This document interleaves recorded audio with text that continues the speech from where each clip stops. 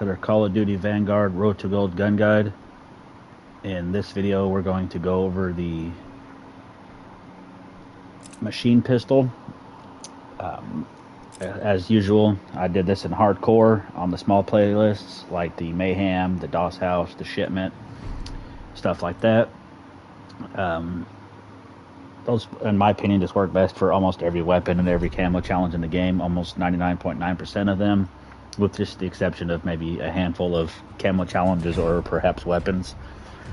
But for the class setup, primary weapon, whatever you want it to be. If you are having trouble with the Bloodthirsties, I highly recommend going with something maybe overpowered, the MG42 or the Whitley, and I'll explain why that will help cheese some of the challenges. But as far as the other class setup, secondary obviously has to be the machine pistol. Perks has to be Dauntless for me, Piercing Vision, and Lightweight. I run those with almost every single class. It just allows you to be able to run through fire. Hardcore, you don't really survive explosions, so something like Fortify is not going to work too well. So that's why I go with Dauntless, just because you could get through thermites and Molotovs. And then Piercing Vision, to me the game's hard to see sometimes, so Piercing Vision will help me see players that otherwise I maybe wouldn't see, and also see them behind obstructions and whatnot, so I know where they are. And then Lightweight, just to be able to traverse the map a lot quicker. For lethal, I go with the Sticky Bomb. I don't really care for the Gammon Bomb now that they've nerfed it. It just kind of is complete shit. Tactical, go with the Stim. A lot of the weapons in hardcore can be a 2-shot kill, so if you're using the 1-shot handgun, then you can survive a battle and stem up and get right into the next battle. As far as the attachments, for the muzzle, I went with the Strife Compensator. This is going to help with recoil control. This thing is a machine pistol, so depending on how you want to use it, it's going to kick pretty decent. So anything that I can help with the recoil is a plus for me. For the barrel, I went with the burst fire conversion, and this is going to take it down from a full auto to just a burst. And it's going to slow down your sprint to fire and your aim down sight speed, but we're going to boost that back up anyways, so it's not really going to matter. I actually found a lot easier to use the burst fire. To me, it made it more controllable and more accurate, and especially like in the small maps, I was able to be a lot more aggressive. In my opinion, this is a highly underutilized conversion right here, and this is the go-to, in my opinion, for the machine pistol. For optic, Night Owl Model 47, I know I switch back and forth between this and the Slate Reflector. I like the Night Owl Model 47 just because, you put your reticle, that little round dot right there on their shoulders, and it's going to be a direct headshot. So if you want to go for headshots, it's perfect for headshots. For trigger action, I put the rapid action. This is going to help with your fire rate. This is going to be able to help you to fire a little bit faster. I know there's a burst delay, but this is going to help negate that. For the magazine, I put the 7.62 Gorenko 40-round mags. This is overkill on mags. You don't need that much ammo, but as a burst fire, you're going to be burning through ammo a little bit quicker. So I think it's going to help having the 40-round mags. It's going to stop your bullet penetration and your aim down sight speed, but again, we're going to boost that with other attachments, so that's not really going to be a trouble. For the ammo type, FMJ rounds, this is going to bring back your bullet penetration right back, so you're still going to be able to shoot people through the wall. I didn't have no issues while doing this. For the rear grip, I put the fabric grip on. This is going to just increase back our aim down sight speed and our sprint to fire speed at the cost of a little bit of accuracy, but on the small maps, that's not going to make a difference. You're not going to notice any problem. For proficiency, I went with Gung Ho. This is going to fire while sprinting. This is basically just going to allow you to run and gun the entire map, and being a 3-round burst, it's just going to be a lot quicker. You can run, aim down sight, and just burst people no problem. Again, I actually had a lot of fun with this gun. I thought this would be more of a pain in the butt, but actually it was quite easy to use. And then finally for the kit, I went with Surplus just to give me the extra XP. You can go with something like Fully Loaded just to give you more ammunition. You get 5 mags instead of you only get 2 at the way it's going right now with this class setup. So you can go with that if you want extra mags, but I don't really last too long.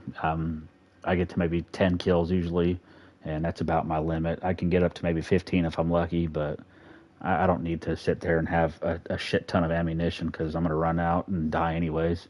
So surplus is the way to go for me, in my opinion. And for the camos, for pack tactics, just get 200 eliminations. This one's going to come natural, nothing to go over. For surgical, just get 50 headshots. If you are having a little bit of trouble, maybe slow it down a little bit, aim a little bit higher than normal. But this one should come natural. Again, the 9R47, just put that round ring, you know, up on their shoulders, and it's going to be a headshot. So if they're sitting still, just aim for that. This one shouldn't be too much of an issue, especially in hardcore. It's going to be a one burst kill to the head. Predator Ambition, it's going to be 50 multi-kills. Small maps work best. You know, Shipment, DOS House, Dome, anything like that, Mayhem. If you get any of those, it's pretty lenient on the amount of time you have in between kills to make it a multi-kill. For Reptilian, just get 5 kills without dying 30 times. If you're having trouble at all with this, this is where you can go with the overpowered guns and just get 4 kills with anything you want. It could be anything you want. It don't have to be the MG42 or the Whitley. To me, those just work the best.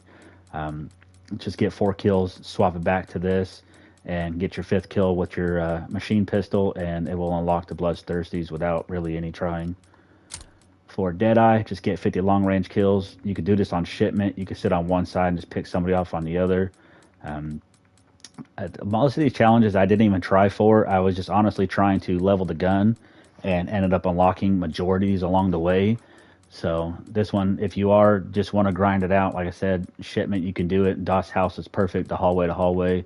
You know, I think that's where most people go for their long shots, so shouldn't be too much of an issue there either. For Berserker, 50 close range kills. If you're playing Shipment, this is going to just come more than likely in one match, depending on what you're playing. Team Deathmatch goes really fast, but if you play like Domination or something that takes a little bit longer, you shouldn't have an issue. I think everybody's dropping like 50 kills on there. So majority of those should come in one match. If not, it's just going to take maybe 1.5, but pretty easy. For Wildcat, 50 kills after recently swapping to your primary or secondary weapon. So just sit there and swap to, you know, your secondary, get a kill, swap to your primary, get a kill, rinse and repeat, back and forth, back and forth. Again, this is one that can be done, you know, in one match. As soon as you spawn in, swap straight away, get a kill, just keep rinsing and repeating, and you should be able to unlock this one without any troubles also. For Survivalists, just get 50 aim down sight kills with the burst fire conversion barrel, the 7.62 Granko 40 round mags, and a steady trigger. So basically the attachments I have, just changing to the steady trigger and just put those on, and then just get 50 aim down sight kills. Again, Shipment. I know that's what I keep repeating, but if you're wanting to do this the easiest and fastest and most effective way, Shipment by far is your go-to if you can get that. I know they like to couple it with DOS House, but you know, sometimes you can just back out and keep going back in until you eventually get Shipment. And this one should, you know, 1, maybe 2 matches again at most. Shouldn't be too hard. For Mind Games, just get 50 hip fire kills with the VDD 140mm HE barrel, the 9mm 20 round mags, and the hair trigger. Put all those attachments on. We're going to go back to trusty Shipment here once again and just run around hip firing people. Hardcore shouldn't be too hard. You can just sit here. If you want, you can even put it in full auto and just put like a Kimbo on or something and run around, and everything's going to be hip fire with a Kimbo, so you could just mow people down. But again, not a very tough challenge, especially in hardcore and on the Shipment. Real easy to do. I highly recommend playing those. Don't play core. If you care about your KD, maybe don't play Shipment and hardcore, but if you just want camos, that's 100% the way to go. For Death Artist, just get 50 aim down sight kills with a VDD 35mm short barrel, the 8mm Nambu 20 round mags, and a lightweight trigger. Put those 3 attachments on, whatever other attachments you want to use. It could be anything that your little heart desires. Put those attachments on, and then get 50 aim down sight kills. Once again, hardcore Shipment.